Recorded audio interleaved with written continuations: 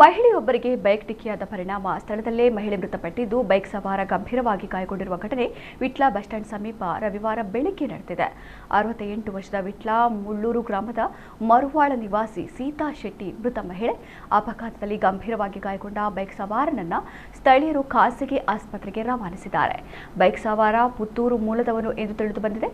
ಅಪಘಾತದ ರಭಸಕ್ಕೆ ಬೈಕ್ ಸುಮಾರು 50 ಮೀಟರ್ ದೂರ ಬಿದ್ದಿದೆ ಎಂದು ಸ್ಥಳೀಯರು ಮಾಹಿತಿ ನೀಡಿದ್ದಾರೆ.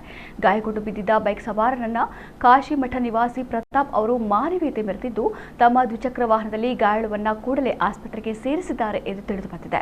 ಮೃತ ಸೀತಾ ಶೆಟ್ಟಿ ಅವರು ಪುತ್ರ ರೂಪೇಶ್ ಹಾಗೂ ಪುತ್ರಿ ರೂಪಿತಾರನ್ನ ಅಗಲಿದ್ದಾರೆ. ಘಟನಾ ಸ್ಥಳಕ್ಕೆ ವಿಟ್ಲ ಪೊಲೀಸರು ಭೇಟಿ ನೀಡಿ ಪರಿಶೀಲನೆ ನಡೆಸಿದ್ದು, ಪ್ರಕರಣ ದಾಖಲಿಸಿಕೊಂಡು ತನಿಖೆ ಕೈಗೊಂಡಿದ್ದಾರೆ.